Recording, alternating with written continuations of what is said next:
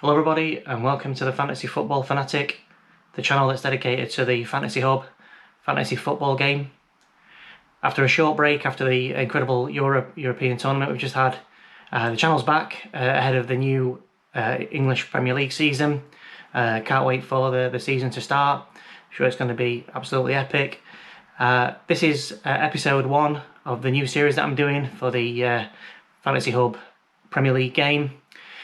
In this episode, I'm going to be going through my current team selection draft for the first game week.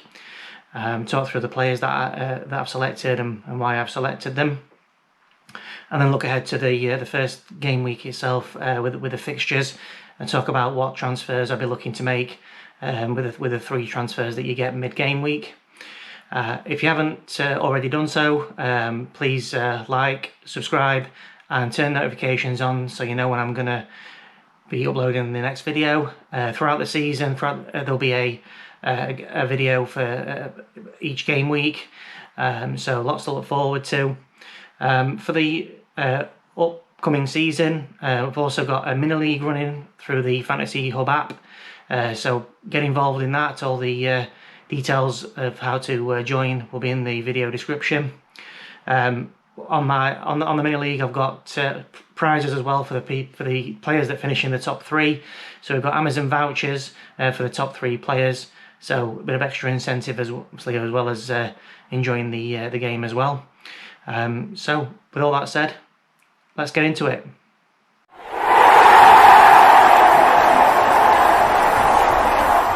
Okay guys, so this is the team that I've chosen. Well, I'm going with at the moment.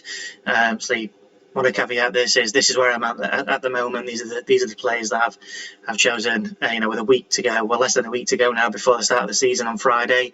But if there are any injuries that happen between now and then I'll make changes accordingly. But if the season started tomorrow and everyone was fit, this is who I'd be going with.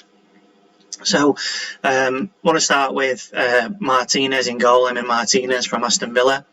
15 clean sheets in 38 games last season, which was the 3rd highest in the league, behind some proper premium assets in Edison, from Man City, who got the most, and then second was Mendy from Chelsea.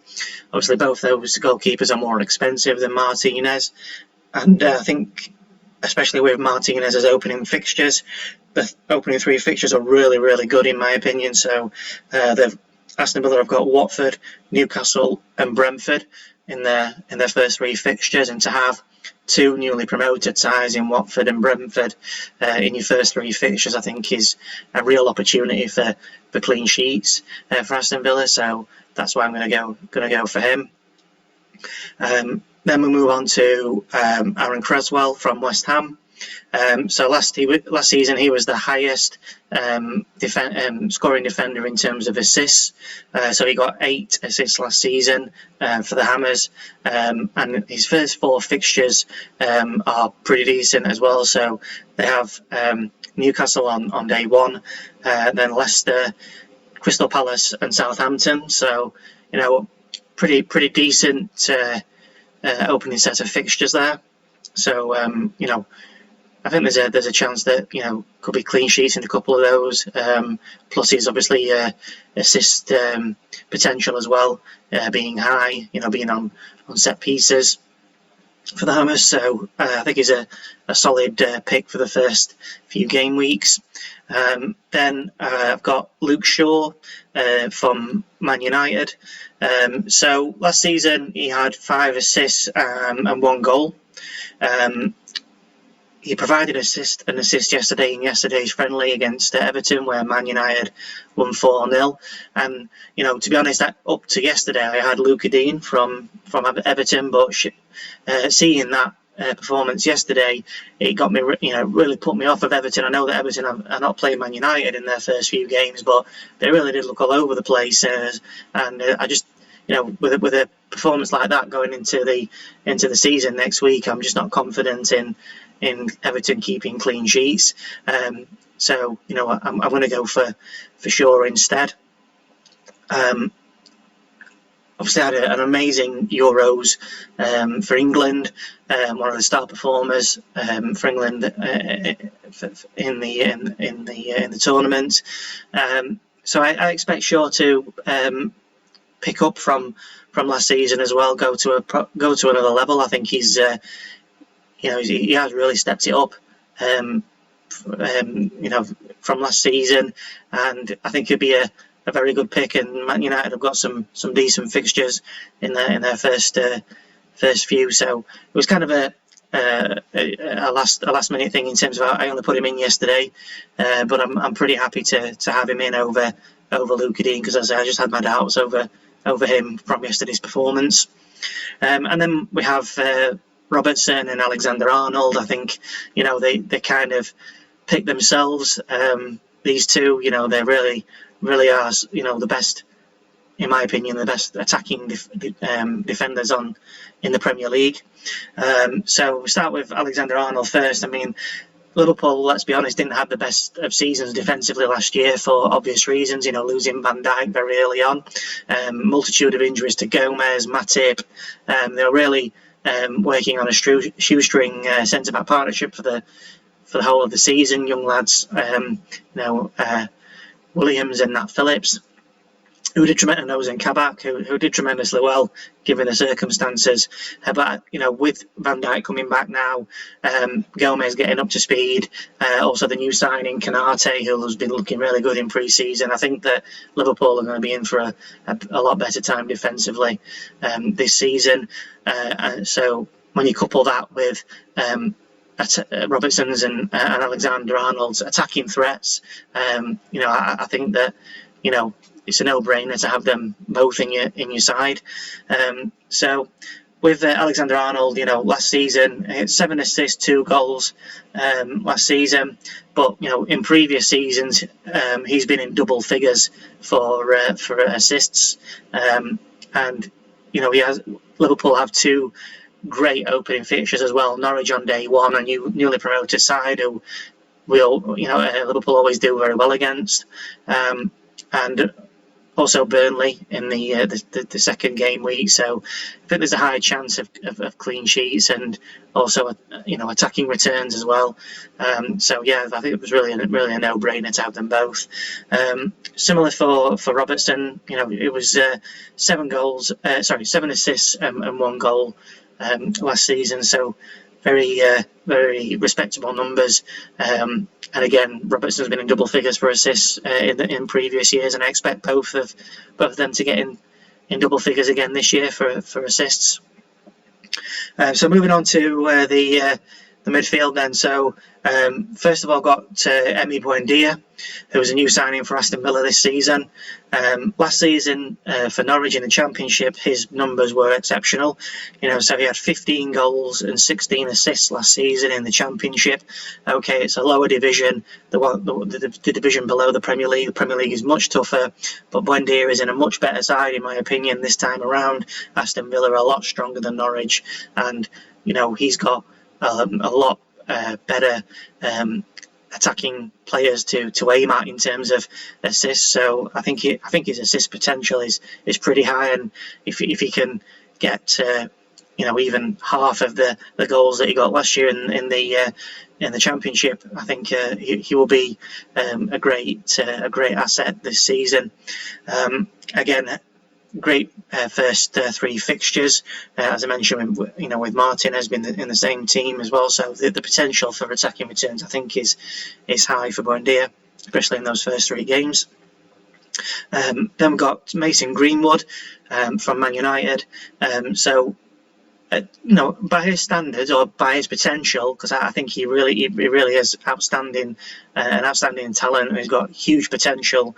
7 goals, 2 assists last season, and he'll obviously be looking to improve on that. And he's going to get his chance as well, in my opinion, because Rashford, as we know, he's going to be out. He's having shoulder surgery, and that's going to keep him out till October, I think. So he's going to get his opportunities in the first few weeks of the season. So if he wants to cement his place in this side, he needs to grab the opportunity while he can, and I think he will. And I've scored again in the pre-season friendly that I mentioned against Everton yesterday, following a calamitous error by Pickford. Well, between Digne and Pickford. Again, another reason why I chose not, took Digne out the side yesterday.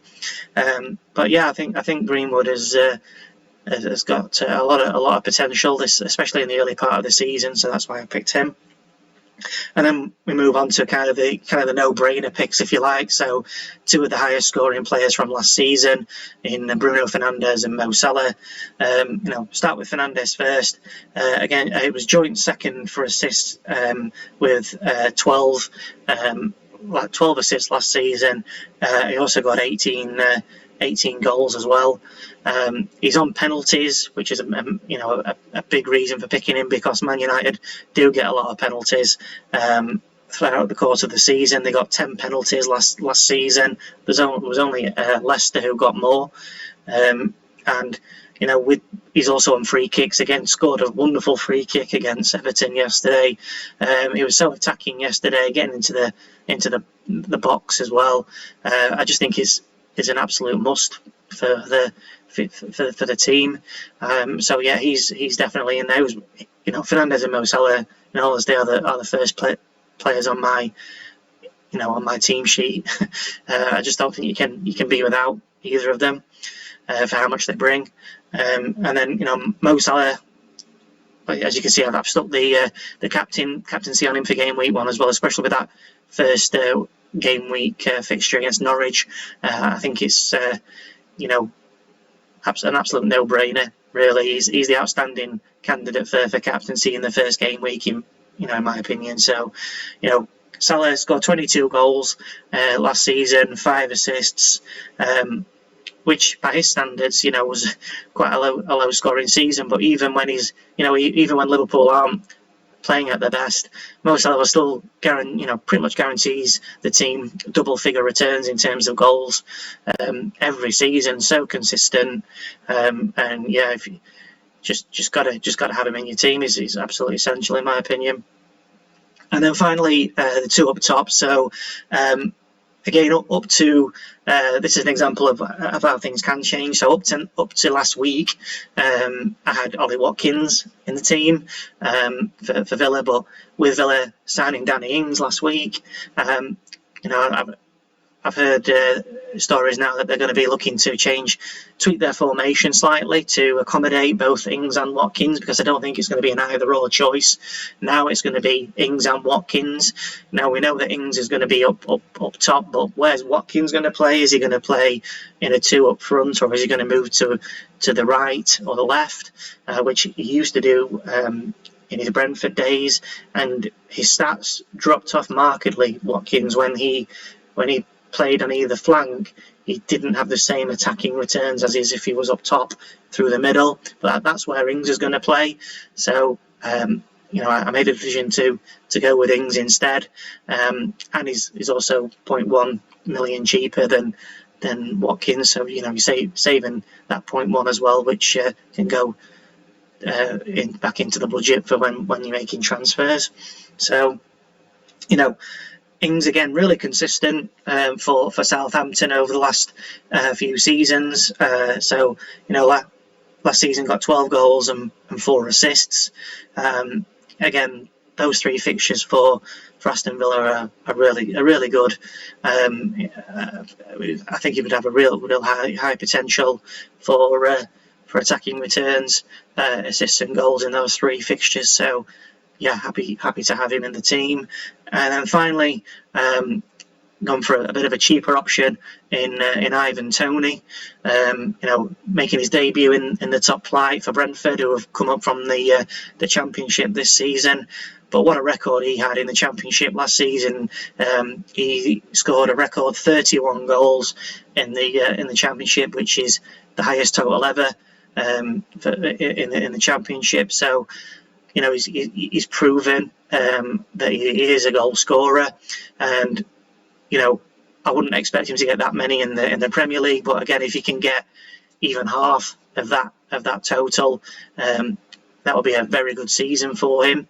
And I don't think Brentford will go down. They have a good side, and I think that they're gonna stay up this season.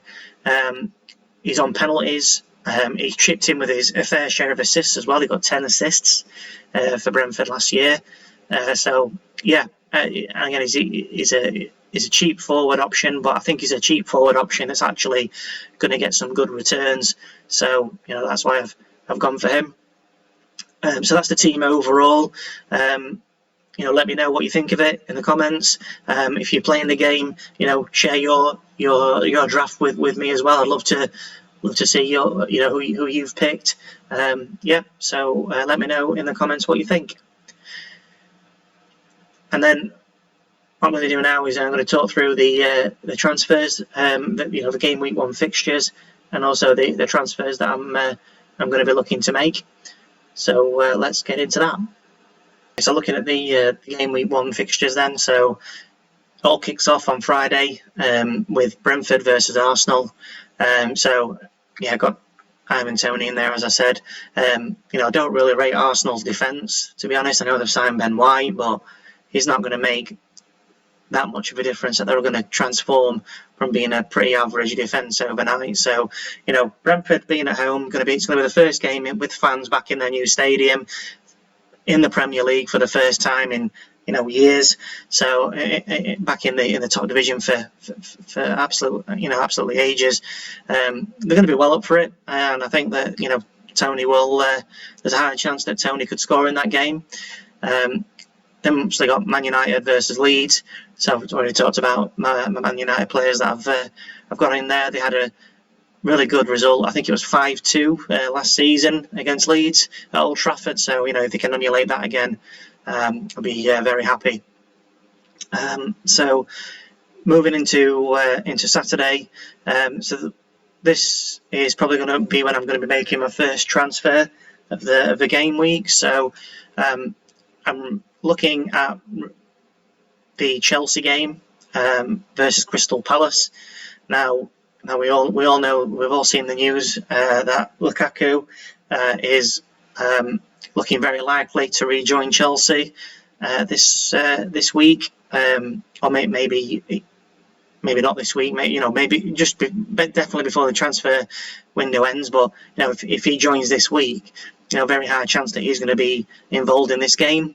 But if he isn't, then another player that I'll be looking at from Chelsea will be Kai Havertz. He's performed pretty well in pre-season, and he scored at least 1 goal.